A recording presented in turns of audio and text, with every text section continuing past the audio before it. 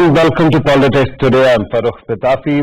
Once again, we are going to talk about strictly domestic political issues. We are going to talk about the politics at the center.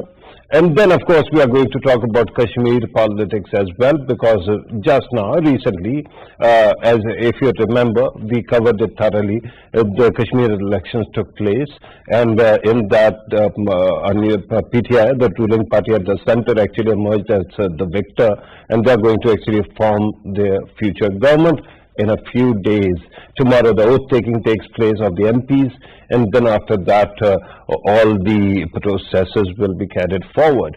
So who's going to be the Prime Minister? That is also a very important question. Then if you remember, we also covered the Sialkot election, in which it was very constantly I kept on pointing out that this was a seat which traditionally belonged to PMLN, and there was an upset that it went to the PTI's column. That said, we have been talking about the wars within parties, particularly this impression that there is some kind of competition between Shehbaz Sharif and Maryam Nawaz. They have their own factions. Yesterday, Shehbaz Sharif gave an interview, and in that interview, we got this impression that he was underplaying it. But still, there was a clear divide that we could see, because his position was of what he calls natural reconciliation, natural consensus. We are going to talk about this thing as well. These are interesting issues that we are going to address in today's program.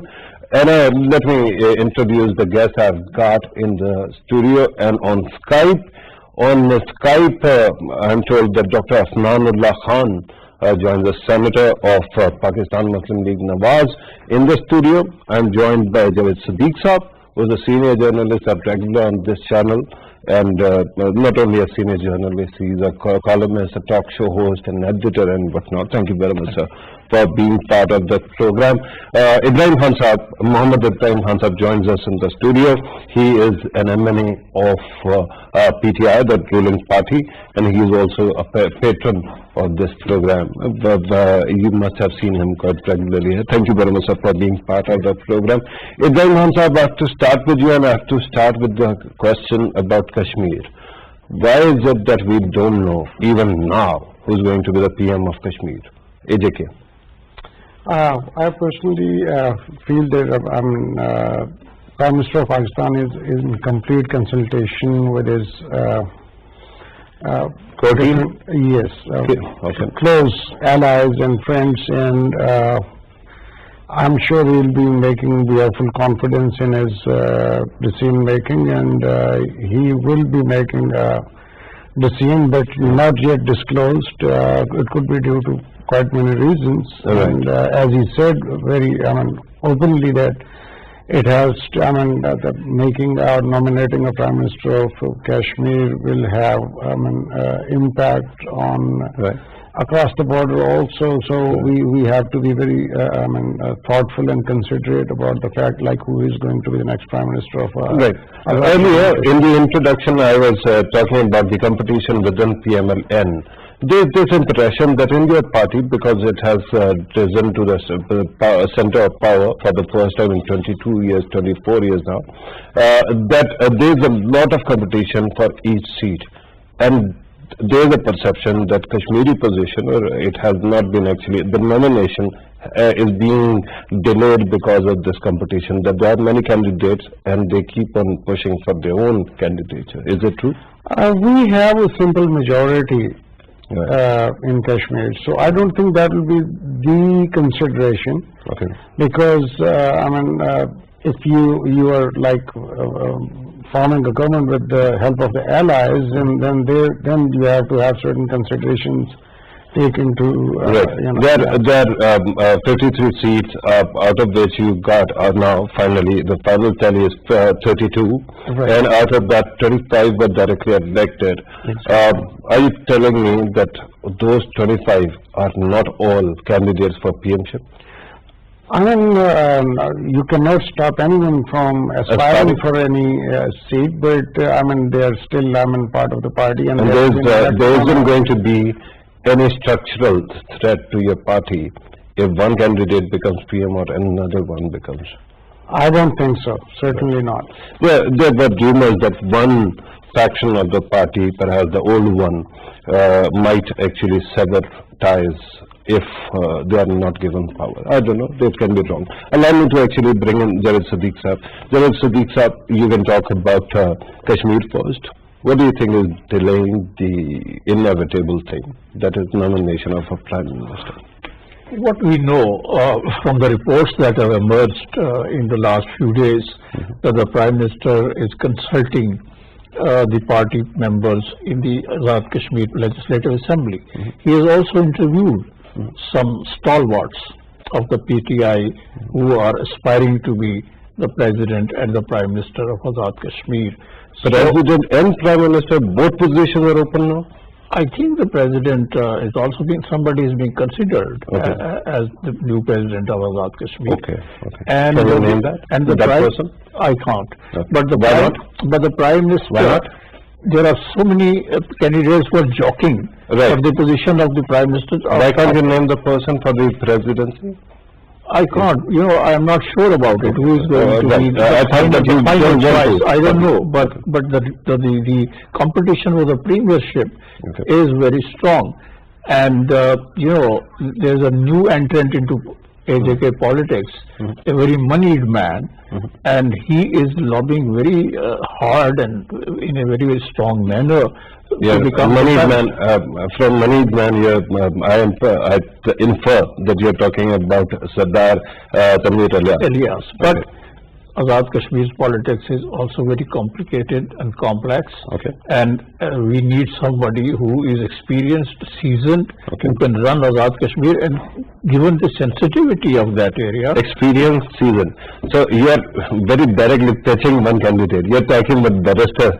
Right? I'm not saying that, but Barrister has been the Prime Minister of Azad Kashmir, and during very tumultuous. And he has been an old, old hand in politics in Azad Kashmir, and I think he is well aware of the political maneuverings in that part of Kashmir, and I think he is a very strong candidate. He might be very strong within his party, but he was not the it factor who actually carried the day. Either it was Prime Minister Imran Khan, his own promises, or then, you know, I think Barrister has lost his clout in AJK for a long period of time, because he has not been very effective. So that's why challenges. And he has been hopping from one party to another. Exactly. 6 parties. Exactly, and he is now facing a lot of challenges from within the PTI. Although he has been there for a long period of time, but new entrants into PTI. And he is facing a very tough situation within the party. So, is it possible that these two candidates are overlooked and the third one emerges? For example, media is pushing the name of Khaja Farrukh. Farrukh, yes. Yeah. He is also a very strong candidate.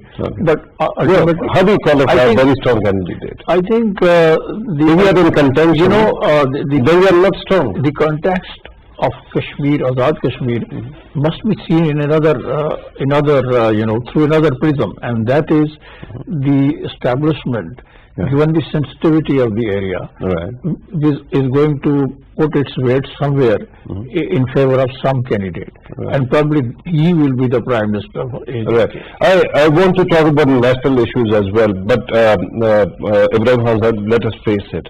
At this moment, these two elections, one a by-election in Sialkot, the other one Kashmir, they, at least at this moment, it seems that they are dominating the national discourse, and they are going to shape how things are going to be in coming days.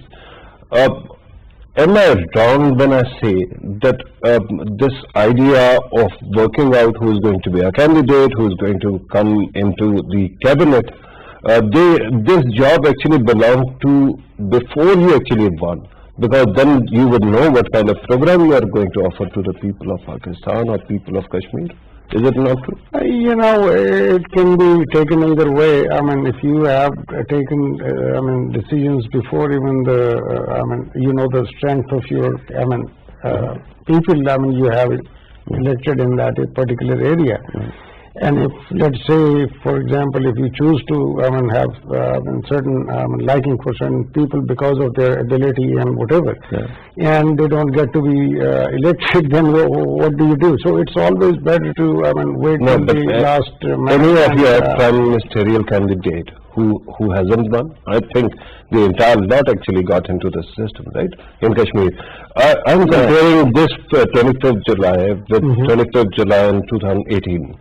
When every voter knew that if your party comes to power, it is going to be Imran Khan who is going to be the Prime Minister of Pakistan. They knew what to expect from your government, from your party, and what kind of program or promises you have made. Is it not a good model to replicate in all provinces and for federating units or states like Kashmir?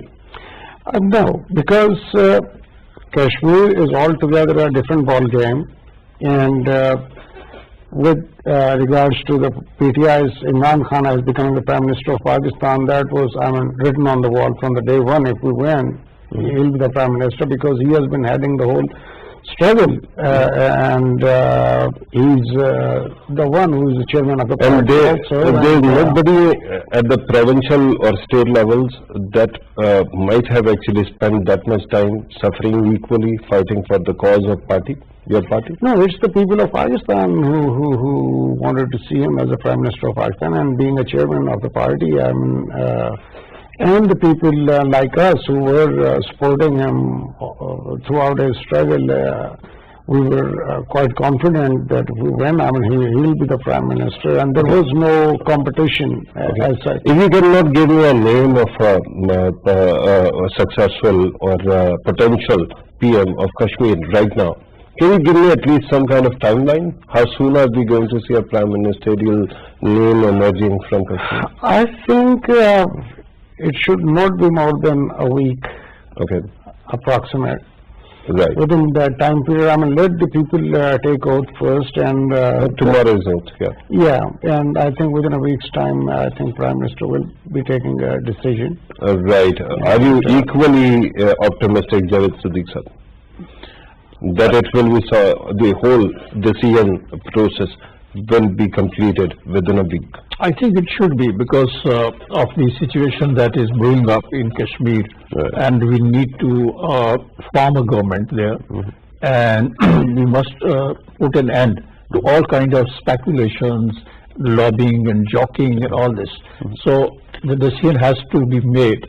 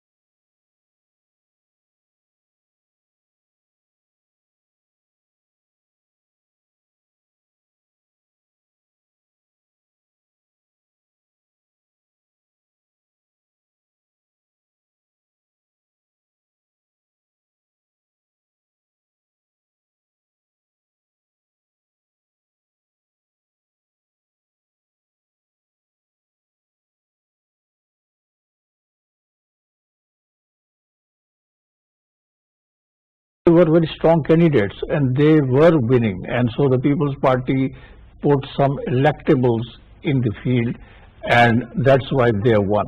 On the other hand, the PMLN, I think, was not so well prepared for these elections, although the campaign was led by, and it was a very charged campaign, I would say, led by Maryam Nawaz, but unfortunately she was unable to translate the political strength into parliamentary strength. There she failed. This charged campaign, where she has a very aggressive narrative, has it started backfiring? I think yes, because the voters in Kashmir, the PMLN voters, they think, if you look at the pattern of the formation of governments in Azad Kashmir in the last at least 20 years, any government sitting in Islamabad is seen to be managing and manipulating the results in the Azad Kashmir government elections in Azad Kashmir. So I think the voters were ready that the next government will be formed by the PTI, and so they were actually inclined to vote for the PTI candidates. Right, I understand that. My concern is removing one party from power. People's Party last time, actually when PMLN won, People's Party left with very few seats, but it was second largest party in the parliament. It doesn't seem to be happening now. It is People's Party which has replaced PMLN, right? So the concern is that perhaps they have done something so wrong that people are angry. I have to actually take this argument. So what was your secret sauce in Sialkot? I think as you said earlier, it was better management. Okay. And who was managing? Better management by our organizers who were organizing that election campaign. Apart from your candidate, who was leading that campaign? Because we didn't see Prime Minister speaking there very regularly. We didn't. No, I think one of our the advisor for the youth, he was, since he had the earlier experience of losing that election for NA, and with all those loopholes that were left unattended, I think we tried to cover all those aspects of the election. And secondly, Nawaz Sharif's meeting with that Afghan gentleman, National Security Advisor, National Security Advisor, right? And thirdly, I think Maryam Nawaz's stance, not talking even a single sentence against the atrocities committed against the Kashmiris in occupied Kashmir. Yeah, but that would affect in Kashmir or also here. Right, I'm told that, sorry to cut you, I'm told that we have to take a small break. When we come back, we are going to resume from here. Take a break.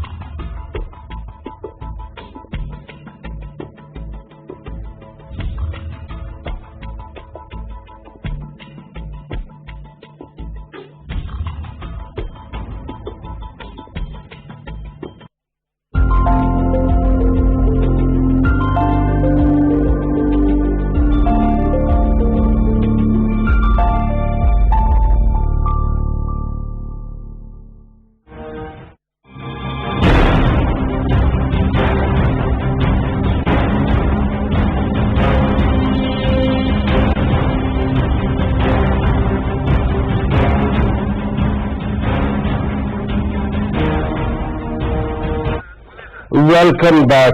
Before going to the break, we were talking about the lessons learned from two elections, one from Kashmir, the other one from Sialkot, and then we were also talking about the divisions within political parties. And while we were in break, actually, at that time we were joined on Skype by PMLN's representation as well. Ibrahim Khan Sahab, I know that I cut you while you were talking, but right now allow me to actually bring him in. Dr. Afnanullah Khan Sahab, thank you very much, sir, for being part of the program. Let me ask you about the lessons that your party has learned from Kashmir elections and also from Sialkot. Sialkot was thought to be a stronghold. What went wrong?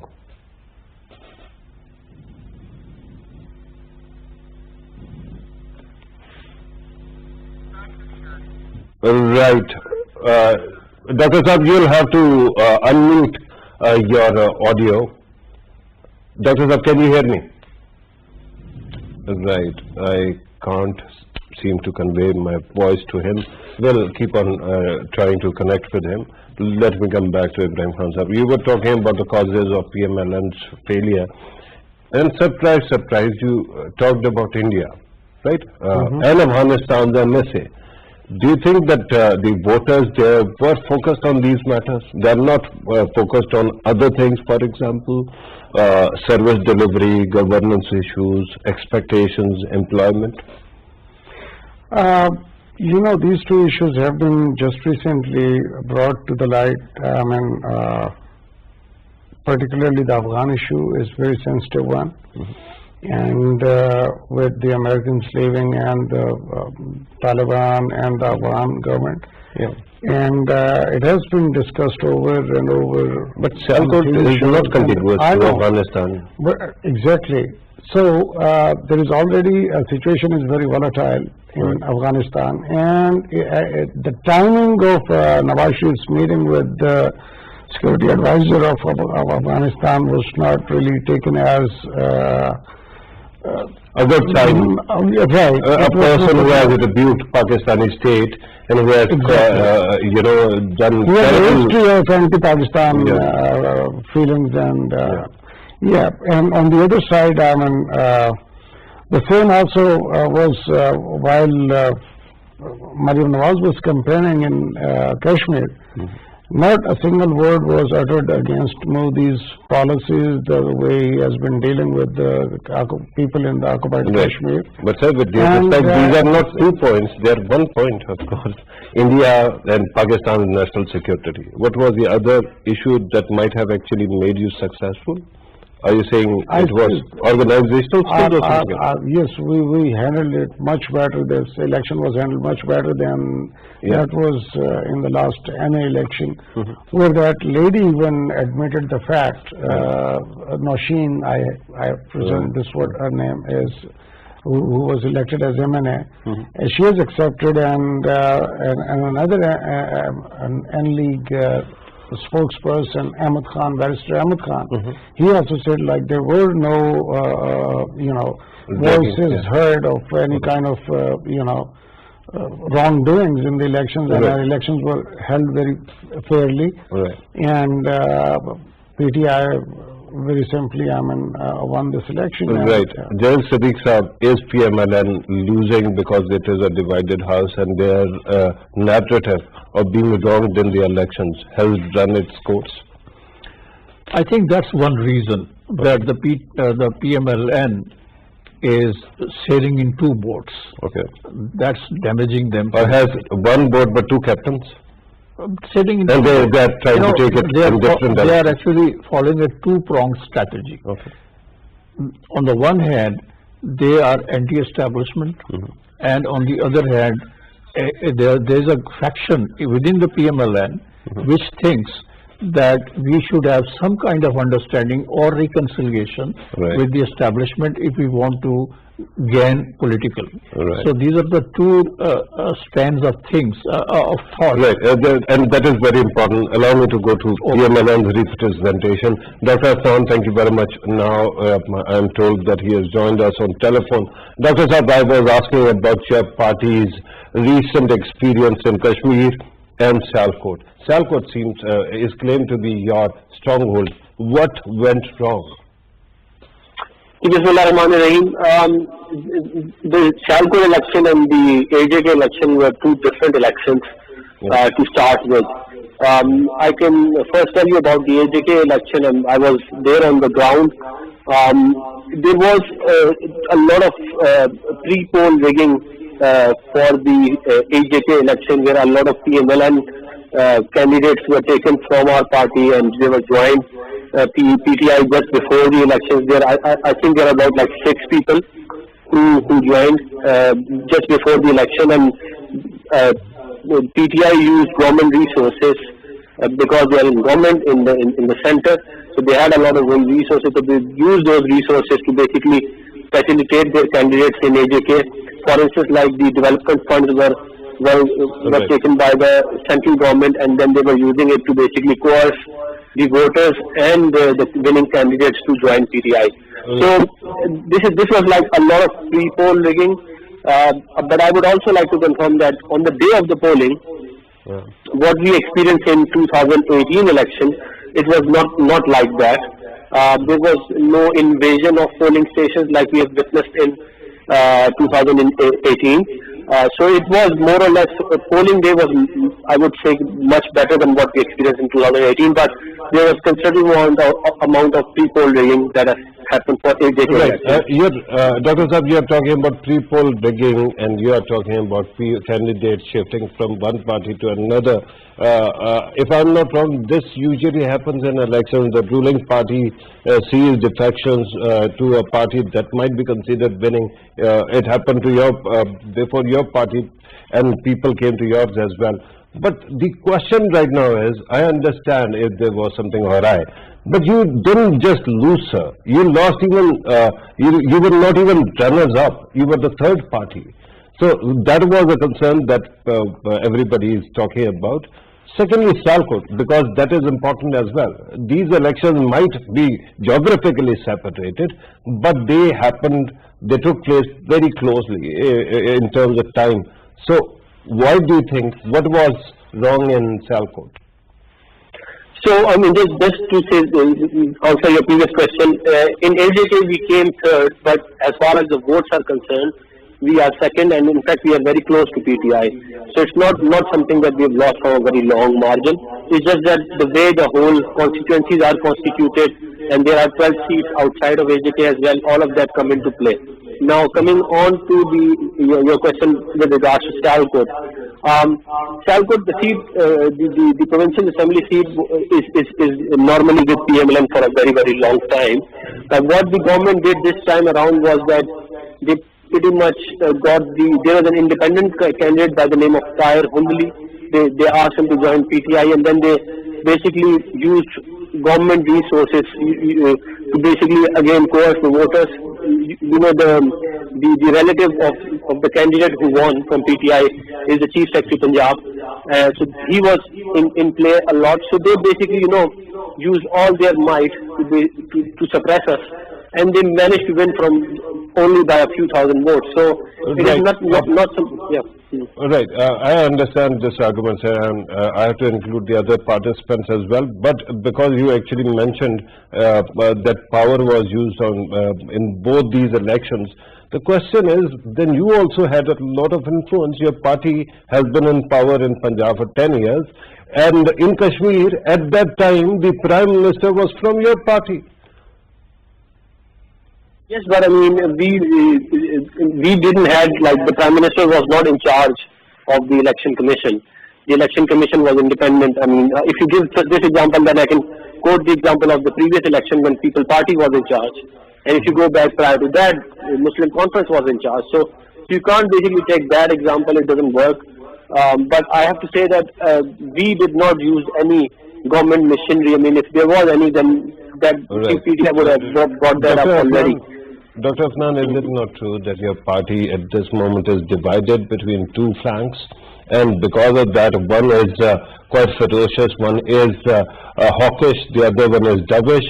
And because of that contradiction, your entire vote bank is not certain whether to vote for you. It might be a reason, can it not be? There is no doubt that, in our party there are many groups and there are many factions, and people have, because our party is very big, there are people who have different opinions. So that does exist in our party. I would agree to that. But our leader is Mia Mohammad Nawaz Sharif. The buck stops with him.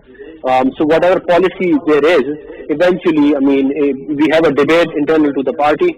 We all share our views, and then once a decision is made, then we all basically follow that line. PMLN, as you're saying that some are hawkish and some are not that hawks.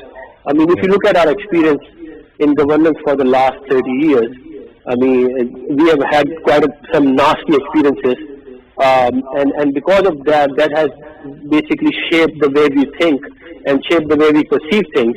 And we have to basically be very careful about how we handle our affairs with the establishment, and how we go about getting back in the power and getting back in the whole power politics game. So, right. But because of those experiences, people have different say and yeah. But we were talking about the division at the leadership level. One understands that Mia Nawaz Sharif might be actually setting the agenda, but Maryam Nawaz and Shehbaz Sharif and possible dispute between them is something that every media channel is right now talking about. Dr. Afnan, do stay with us. Let me come back to the studio. I'm going to come back to you in a short while, sir. Javed Siddiq sir, you have listened to Dr. Afnan's arguments. It might be a big party, but these divisions, they are divisions of direction. They are confusion about direction. Whether you are going to actually have some kind of reconciliation with the state of Pakistan, or you are going to be totally hawkish, like Maryam Sahiba and Mia Nawaz Sharif have been. Is it not correct? Well, the PMLN, I think, is experiencing the real opposition first time. Being first an opposition for the first time?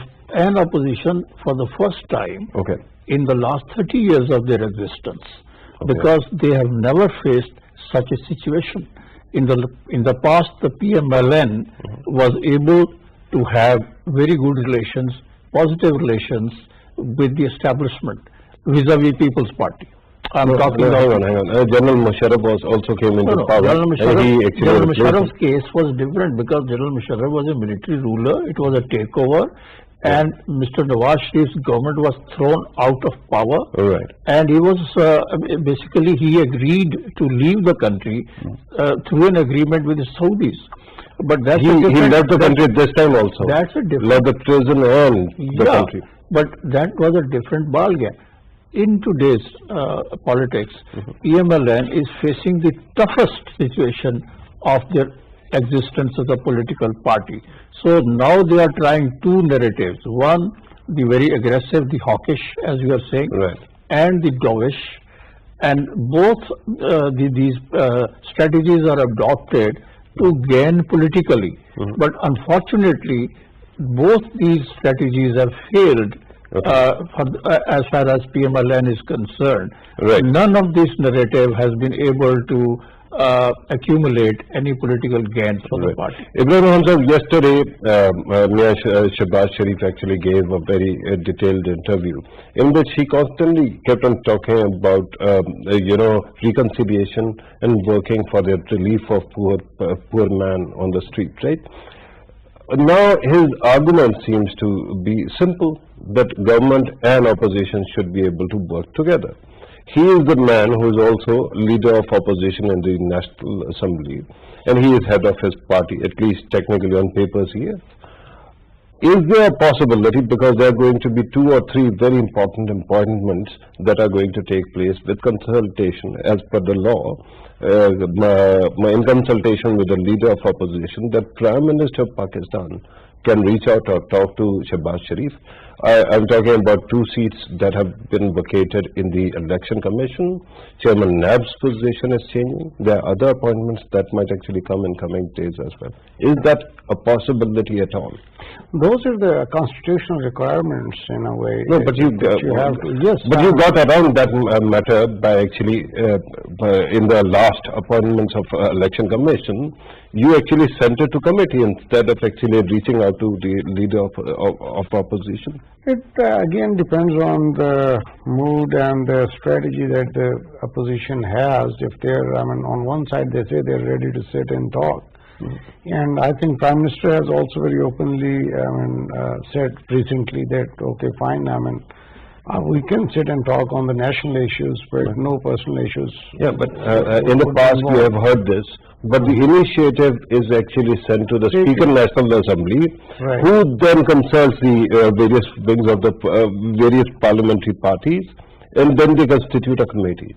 I'm not talking about that at all. I'm talking about the Chief Executive, the head of government, and the opposition talking to each other on a telephone line, perhaps, if not in person. No, it does not have to be a telephone line only. It could be a Physical? one-on-one meeting, and I think that is a much better way of Is sorting that a out things. possibility? I'm sure there is. Why not? Why haven't we seen any example of that so far? Well, because there was a lot of baggage behind the leaders of the opposition on even PPP or PMLN. Yeah. And now, finally, if they have come to the realization that, those issues have to be dealt with separately than issues of national interest. Right. And I think the Prime Minister just recently also offered them to come and sit with them and let's talk about these election reforms. Yeah, after that, this committee was formed, right? The chief, the Speaker National Assembly was asked to write a letter, and then he approached them. Yeah. So we have no direct contact so far. yes, but there could be. One has to. Let's talk about certain other aspects as well. Dr. Afnan, I understand that your party's narratives are before us, right? They have been explained repeatedly by both the major factions. But do you think this hawkish position, especially not only criticizing the political party of the time, the ruling party of the time, but also state institutions, and then meeting with the NSA, and then outing the picture of Afghan NSA's meeting, the guy who has used very awful words against Pakistan and Pakistani people. These things, and then one candidate actually invoked, your party's candidate, on Kashmir election, they invoked India's name, and then the Prime Minister of Kashmir starts criticizing his own